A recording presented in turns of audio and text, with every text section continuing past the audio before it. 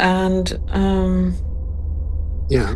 at the same time, I also want to come back to what you said about our bodies being vehicles and Mm-hmm. cars we can, leave behind and then get a new one. That is true in a sense, but I would also like to say that our bodies have consciousness as well. Well, that's what makes it work. And it is important to understand that getting rid of one body and going into and moving into the next meat suit, or however you want to call it, it is still a being which has its own consciousness. And it's not just a vehicle. I find this a bit too mechanical in a way, because it really has consciousness. Well, now we're getting into the nature of consciousness. Consciousness is the operating system that the computer utilizes to do what it does. Consciousness is not the end-all be-all. There are other things besides consciousness. This is just one way to work the program, work this world of ours has, you could say an operating system like a computer. It's much more evolved than that, obviously. Of course. But for us to be able to discuss it, I'm comparing it to a computer and the operating system and the hardware and all of that. Consciousness is the operating system that all the apps run off of.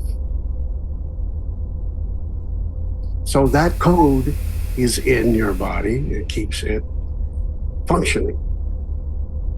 But you are something other than that, except when you're in this world, because this is where things come from. All things, everything. And we have a consciousness that is limited to things. You cannot actually discuss something that is not a thing. We can't yet. Believe me, yeah. But believe me, there are other things which are not things on the other side of all of this. So, I don't know if that explained anything for you or not, but consciousness controls everything's run off consciousness. So you are right, but the big you is beyond consciousness. Yeah, of course. We have to tap into, we have to discuss this more, I think. It is an interesting question.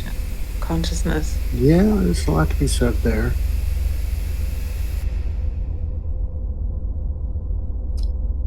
So, yeah, so I'm coming from that standpoint that you are greater than your own consciousness. So don't worry about it. And you can take your body with you. As we progress into, higher frequencies and other dimensions, you will be able to take your body with you if you want. You can alter it. You can change it. You take it with you.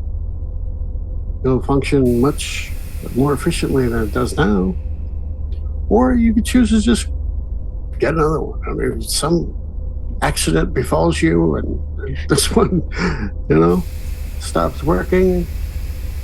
This is also you easily get another one. And you can have it look exactly like the one you have now if you want.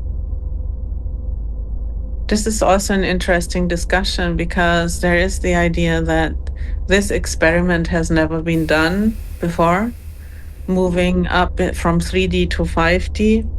So in a way, it is contradictory to what I said earlier when I mentioned that we have been doing this many times. Yeah. Or maybe we just are not aware that we have done it before, this shift from 3D into 5D and taking our bodies with us, because up to now we had to die. We had to leave our bodies behind. We had to let it die. Yeah. So So is this really the first time this is being achieved? Well, it was tried many times. I think in Atlantean times we have been tampering with this a lot, and it went terribly wrong. And now we hear all the time. Now we are in a position to try this experiment again. And many say it will succeed this time. Others say, well, it's an experiment. We don't know the outcome. So there are so many ideas floating around that concept. And I agree with you. We're still trapped. We have woken up to some degree, but well, I have woken up to some degree, but I have not woken up entirely. Mm-hmm. So,